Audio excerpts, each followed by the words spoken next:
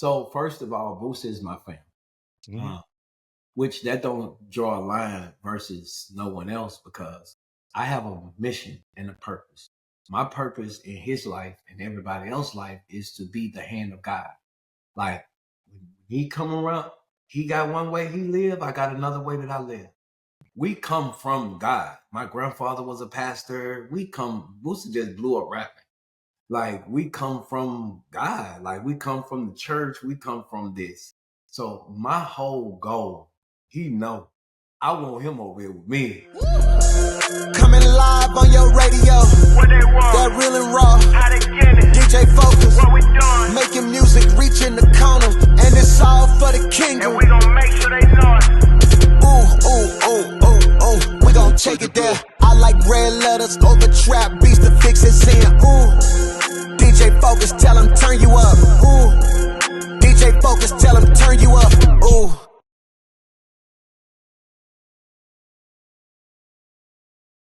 Yes, sir. Welcome back. DJ Focus, Dice Gamble. You tap back into the Fixx, your number one source of faith-infused hip-hop, R&B, and poetry. You already know the vibes. It's time for our spiritual detox, and we talk about it all the time.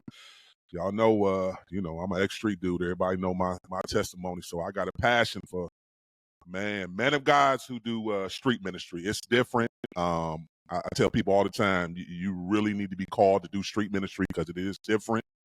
And we got one of the real ones.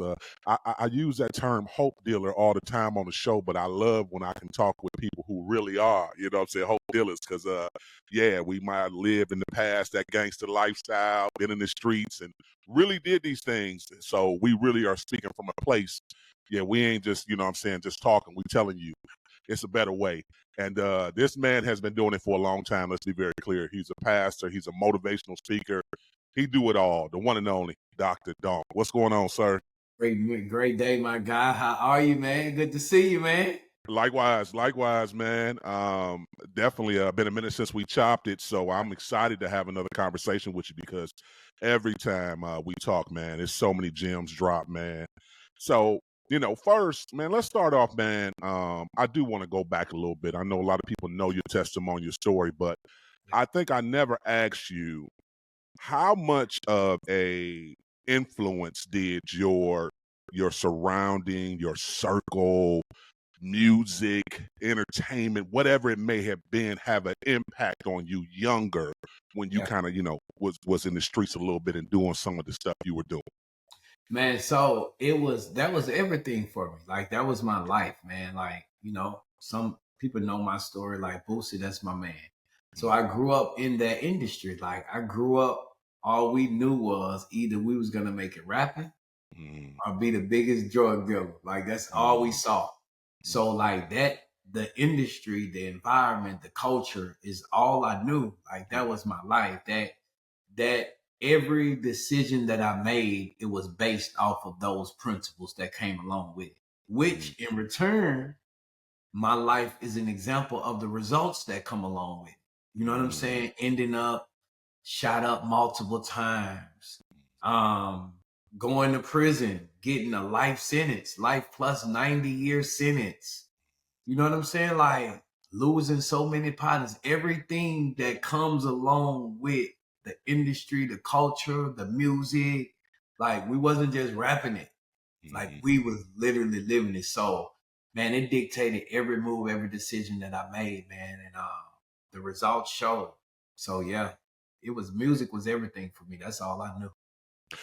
I saw you just recently went back to the prison that you were in, and you got a chance to minister with them. Talk about that experience, man, and what that meant to you just to be able to go back and do something positive. It's everything, man. Special when you going back. That was the lowest place of my life. You know what I'm saying? Like I found God in a cell in Angola. Angola, for some that don't know, is one of the largest, bloodiest prisons in the world. And at 15, I found myself there with life plus 90 years with no out date. So like I was sentenced to die in there. God got me out of there. So for me to go back though, there with the man that I am now, the person that I am now, to give hope. Like I'm really a hope dealer, because you got to understand there's people that's been in there 30, 40, 50 years. they're still in there. They never left. I just so happened to get a blessing from God. And so to go back in there with the favor on my life, man, it's one thing for me to speak in these arenas and different places, but to go back in the prisons where I was. And so I just got a chance. I ended up being in 3 prisons down there, penitentiaries. And those were the 3 prisons that I just come from last week. So each one of those is people that I left there, that was there. They saw the transition of my life, but also they're watching me now. So for me to come back in there and share God with them, like it's a no-brainer, man. It was everything for me, for real. Listen, stay right there with the prison ministry for a second, man. For maybe some up and coming pastors or some church leaders who are looking to do prison ministry, kind of just give them a little bit of the starter code of how do you do it? Because it's a different approach. You have to have, different techniques to talk to the men a certain type of way. So just speak to your experience from when you first started it to where you are now, and maybe give some advice. And I think kind of most of the time for me, it hit different because most of the prison ministries and the people that go back into the prison, 9 times out of 10, when they're doing ministry, 9 times out of 10, they haven't been in there, because most of the people that come out of prison, they don't want to go back in there. Like when you in there, you're saying like, I'm never coming back here. So you really got to be called to go in there. But one of the things about someone that's in prison is they want to know that you care. So one of my nuggets that I use, and for some that's watching this, they can take this. I wait at the door when they come in there. And I'm about to shake everybody's hand. I'm about to make a point of contact because I need them to know, for one, they're at their lords of the lords.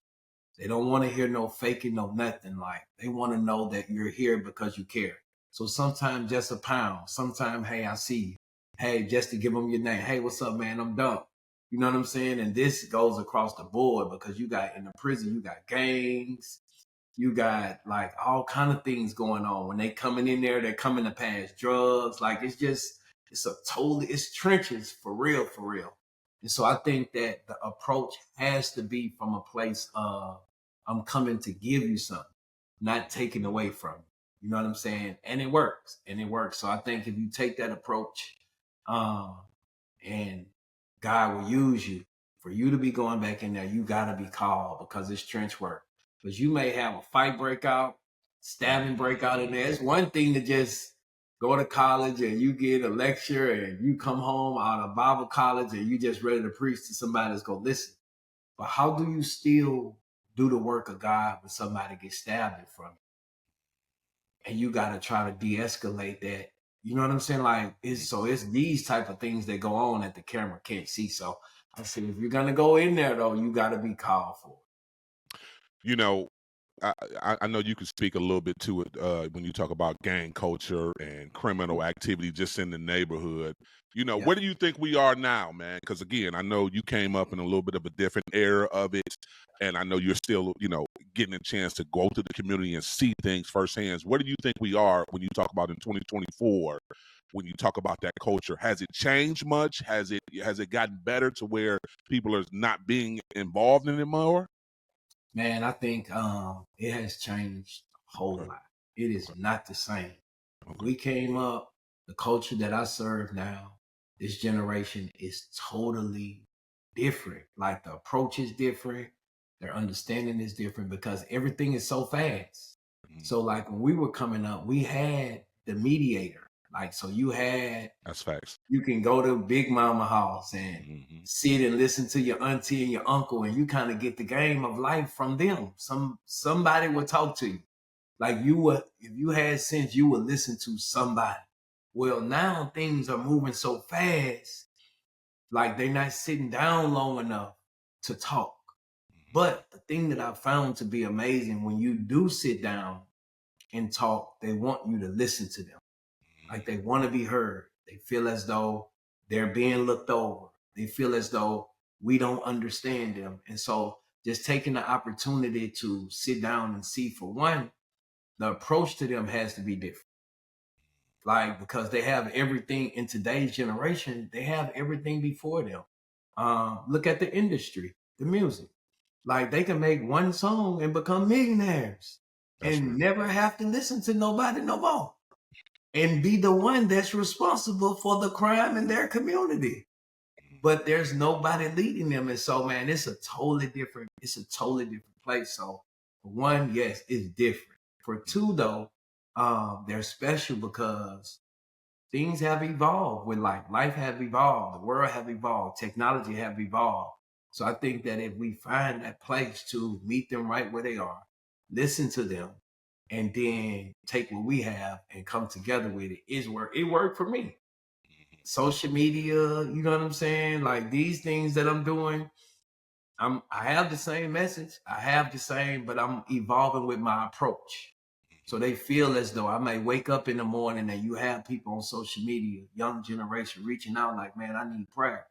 Well, guess what? Since social media, they think I'm hitting the button and FaceTiming them and calling them right then. You might see me on live. I'm opening up my live right then because tomorrow ain't promised. The way that they living, the next second, this may be the last live they get on. How about if this the last opportunity that I got to say something to them? What would I do? Would I try to whoop them, or would I love on them?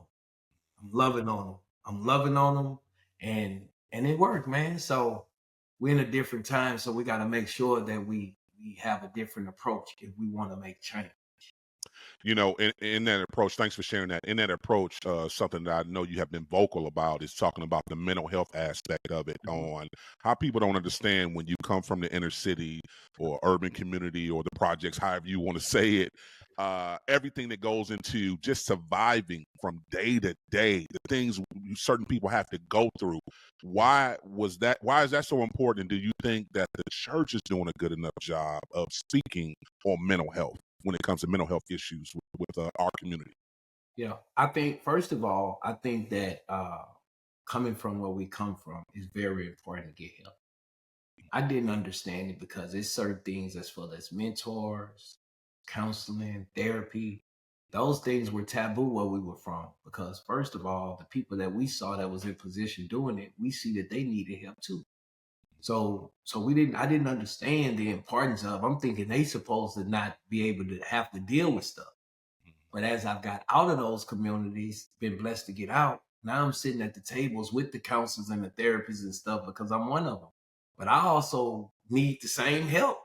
You know what I'm saying? And so you see it from a different place. And so one is very important to get help, especially when you come from, man, we come up seeing violence. We come up seeing murders. We come up doing prison time, life at 15 years old. Like I needed help once I got older. So one, yes, you need help. Is the church doing enough? Most definitely. It just depends on where you are. Like you may have one church that's not really doing nothing. Well, you may have another church that's doing amazing things. You know what I'm saying? Like I'm part of the ministry, and where we are, lives is being impacted on a daily basis. People are getting the help that they need. So I think that it's based off of where you go. And nowadays you can Google. You don't have to follow if this church doesn't offer what it is that because the church is just a building.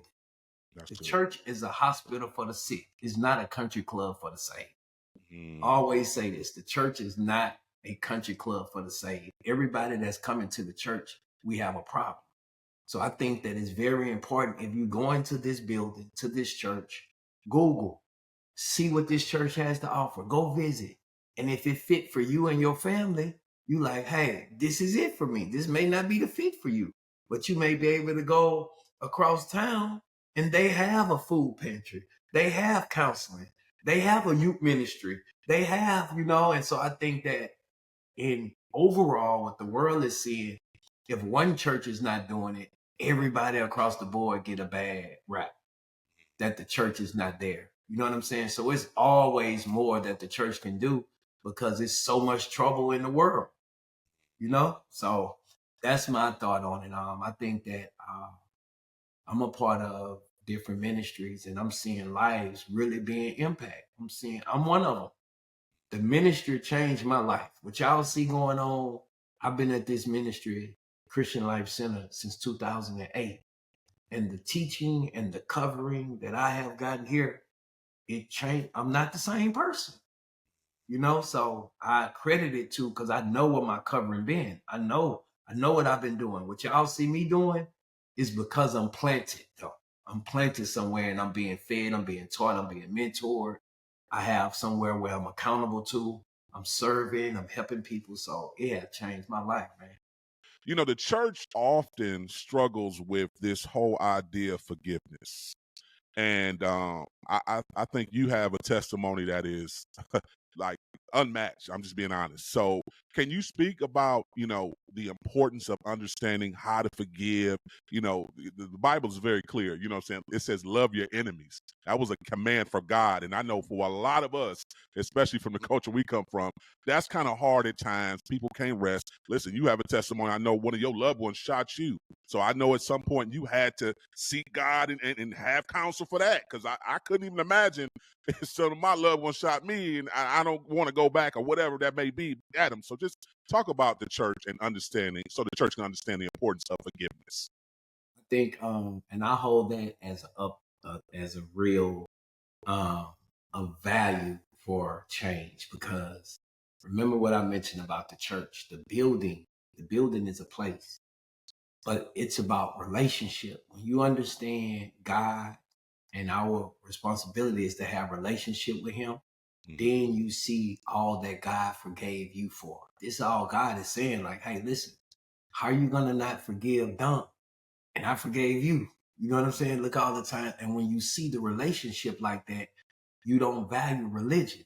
It's a difference between relationship and religionship. Religionship is you going to church carrying the burden of unforgiveness, bitterness. And when you get there, just because you go to a church service, you thinking all of this you didn't carry all these years supposed to be gone. And when it don't be gone, now you like, man, I thought this supposed to be. And God said, no, give me your heart. Give me your heart. And so I think it's more so based off of going to the church and developing your relationship so the Holy Spirit can change your heart, change your perspective of how you see what happened to you. Like, it changed how I saw what happened to me. Like, me growing up, my cousin shot me by mistake. But in my mind, I carried the what ifs. What if that wasn't a mistake? What if that, you know what I'm saying? Like, the enemy play with your mind, but as I matured on my walk with God, I'm like, dog, we was young playing with the gun went out. This my man. Like, this is my man here. And so carrying those things along the way. And then you had the stories like Joseph. Joseph was sold into, man, the Bible have it in there for us. Joseph was sold into slavery. They did all kind of his own family. But in Genesis 50:20, he had an opportunity to kill him or forgive him. And he forgave them, and then he became king. In other words, the favor of God bombarded his life. And so, man, God speaks about it. He say that before you do anything with me, make sure your heart is clear.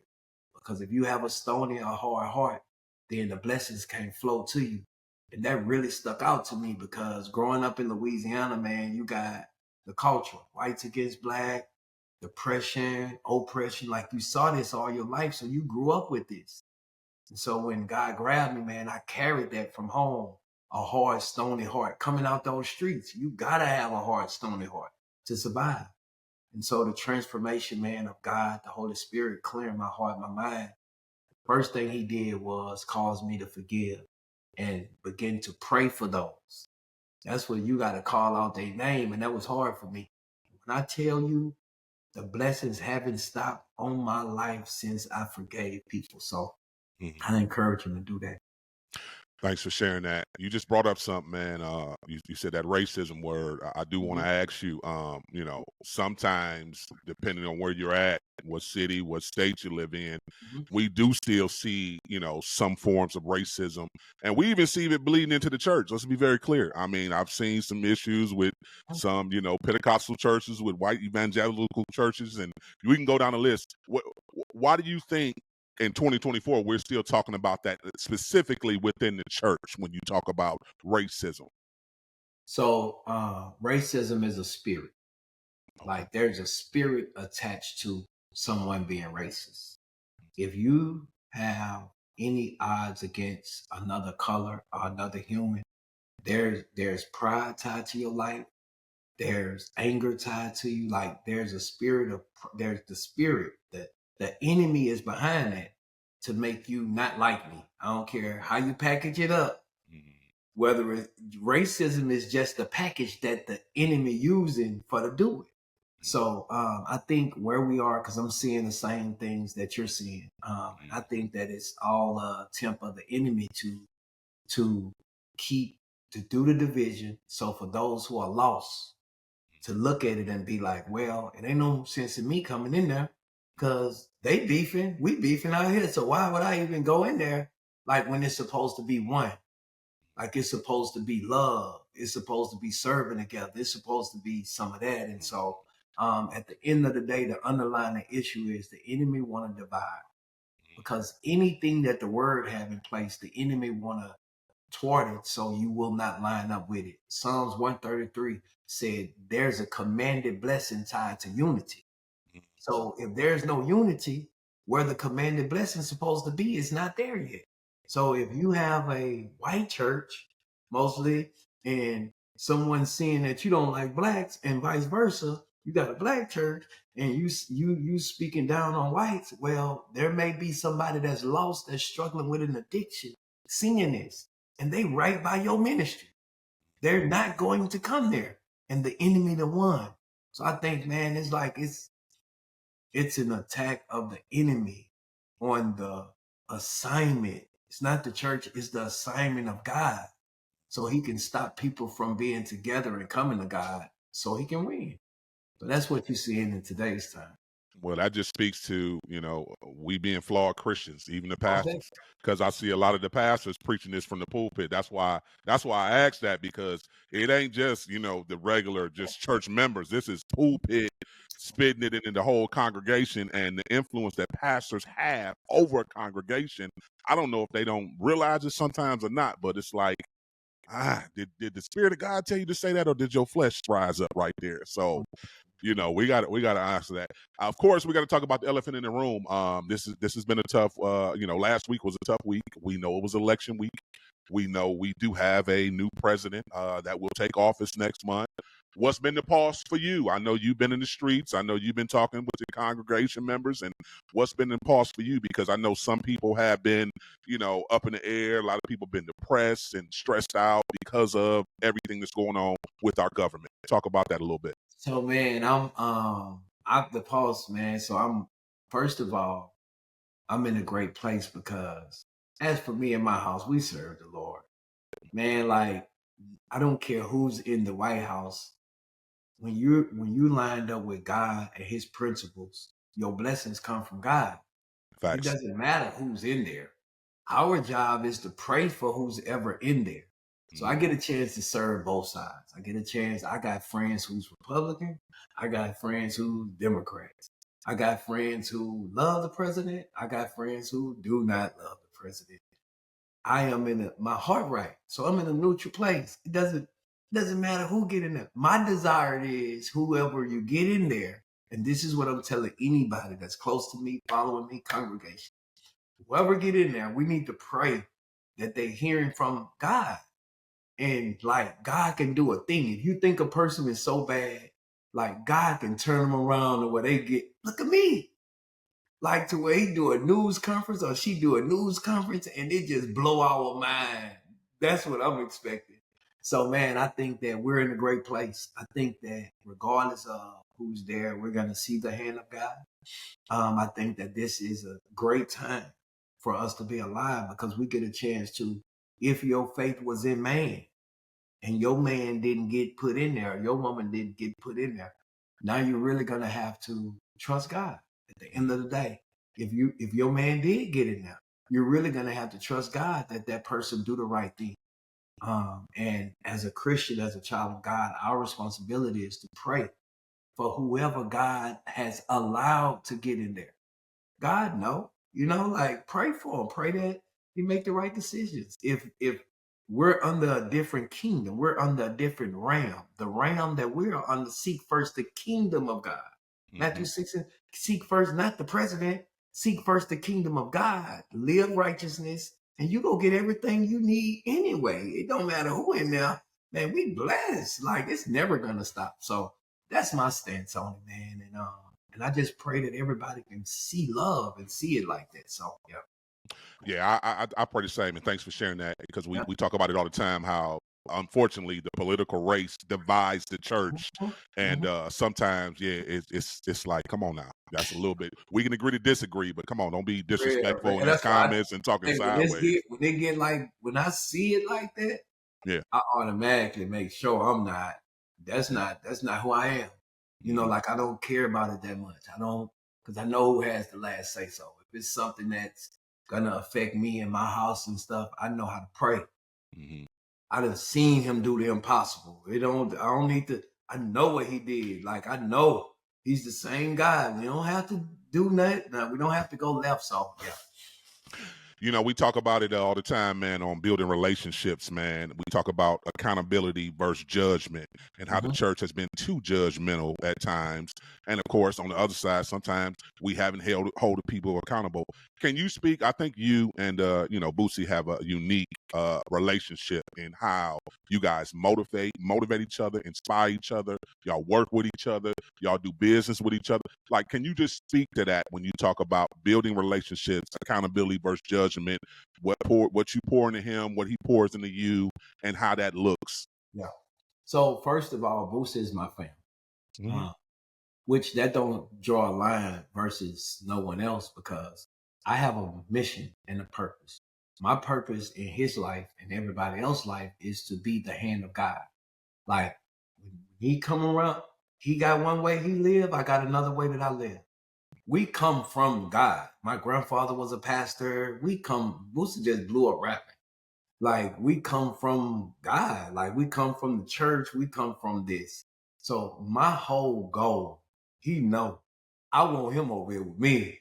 Like I want him with me. So everything that I do is I have an assignment. My assignment is to be the hand of God, be an example of God, to show them that you still could be prosperous, but with God. You ain't got to do the wrong thing. You ain't got to chase money. You ain't got to do that. And man, I think that it worked great because when they going through something, my phone ring.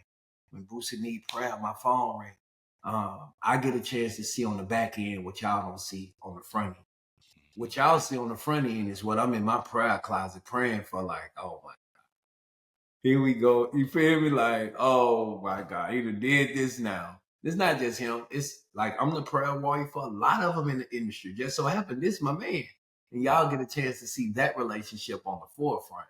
But it's a beautiful thing watching the progress and seeing, for me, seeing where he's come from to where he's coming to where my prayers to where he end up. You know what I'm saying? I pray we end up having a church or something together.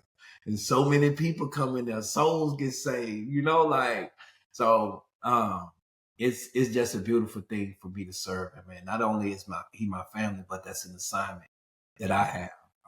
And I make sure like this life that I'm living for real for me. I don't go and do the things that they do. You know what I'm saying? Like if I go over there and it get dark, I know I'm about to be at home.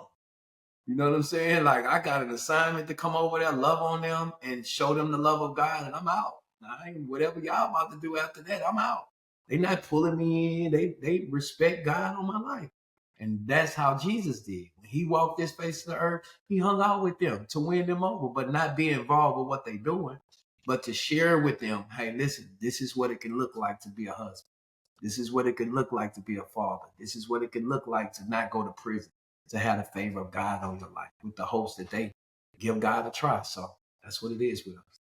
Yeah, it's real, and it's rubbing off on him. I have seen Boosie evolved over the years. I've always been a fan of his music, but being around you, I have seen him change, and he's done some faith-based songs too as well. So I know, yeah, he a believer. And I love the fact that you had him at your last baptism that you had. I saw somewhere, I think you had a baptism, and he was there. I seen him getting video footage and stuff, and just being there supporting or whatever. What you showed on the social media is all I could see. But that in itself shows that you are rubbing off on them. So again, salute, because I do the same thing too as well. And I get a lot of flack for it too as well. But I'm like, y'all tripping. I believe through his. Listen, our assignment is to help the lost. Yes. Not to just now. Everybody not called to do it to the magnitude of it. Correct. Some people called to be in the church. So when people do come into the building, you're in position to help them, teach them why they're in there. Well, my assignment is to go out like and fish. I am a fisher of men. And when you're fishing, they're not clean. You got to hook them and then clean it. So you got to reach them right where they are without becoming them. But you got to go out there and get them, you know? And so, man, that's, for me, that's the goal. Our purpose is to go out, you know? Absolutely. Appreciate you, Dr. Donk, man, coming through, man. Come on and tell the people how to connect with you, follow you on all your social media platforms. Donk Speaks, man. Donk Speaks on all platforms. Donk Speaks. You can type in Donk Speaks. If anybody want to connect with me, doing the business with me, engagements or anything, just type in Donk Speaks and everything you need will pop up. I appreciate the opportunity all the time, man. Thank you. Bless y'all, what you're doing. And yeah, I'm always a call away, man. For sure, man. Listen, we got to go to a music break. We'll be right back with more. You're tapped into The Fixx. You know The Fixx is in.